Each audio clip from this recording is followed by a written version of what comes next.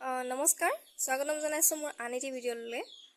আজি আপোনালোকক দেখুৱাবলৈ লৈছোঁ প্ৰিমিক্স দি কেনেদৰে কেক বনাব পাৰি।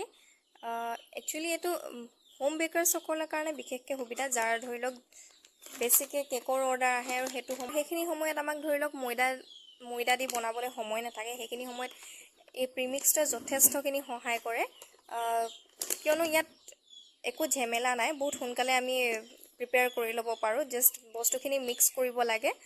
তো প্ৰিমিক্সটো কেনেকৈ মিক্স কৰে মই আপোনালোকক দেখুৱাবলৈ ওলাইছোঁ। ইয়াত 1 পাউণ্ড কেকৰ কাৰণে কিমান প্ৰিমিক্স লাগিব, কেনেকৈ আমি মিক্স কৰিম, কিমান অইল লাগিব, তো সেইটো দেখুৱাবলৈ লৈছোঁ মই আপোনালোকক। আৰু ইয়াত মই এতিয়া ইউজ কৰিছোঁ ক্ৰাষ্ট এণ্ড ক্ৰাম্বৰ এই প্ৰিমিক্সটো।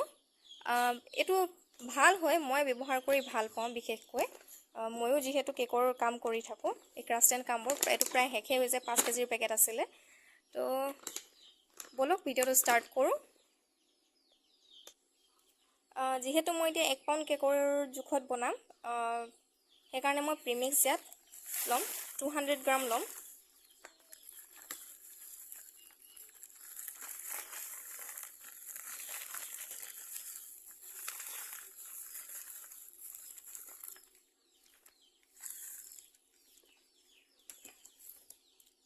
এয়া প্ৰিমিক্স। আৰু এতিয়া অইল ল'ম মই ইয়াত 20 গ্ৰাম।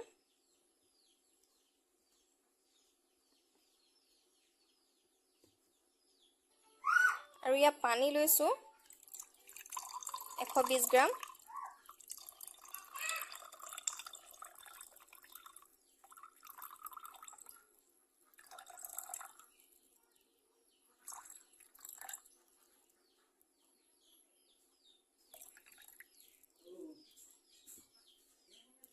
তেলটো মই অলৰেডি দি দিলোঁ। এতিয়া পানীখিনি ইয়াত যিমানখিনি আছে গোটেইখিনি দি দিম। আৰু এতিয়া এইখিনি ভালদৰে মিক্স কৰি ল'ম।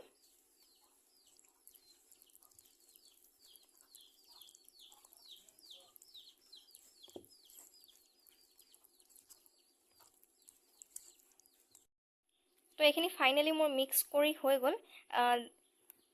যেতিয়ালৈকে ঘোলটো প্ৰায় এইটো পৰ্যায় পাবহি, আমি তেতিয়ালৈকে ভালকৈ মিক্স কৰি ল'ম গোটেইখিনি, ইটো সিটোৰ লগত গোটেইখিনি যাতে ভালদৰে মিক্স হৈ যায়। এয়া হৈ গ'ল, বেক কৰিবলৈ একদম ৰেডি।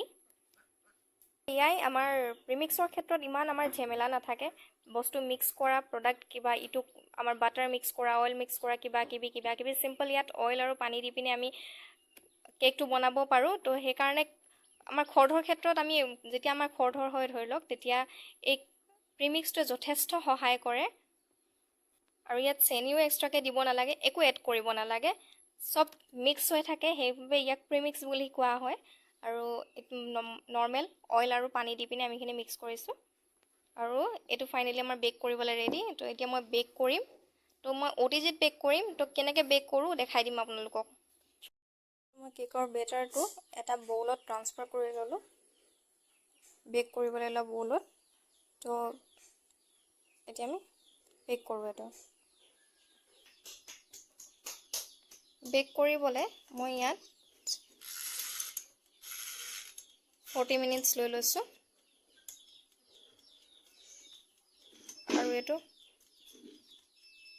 টেম্পাৰেচাৰত লৈছোঁ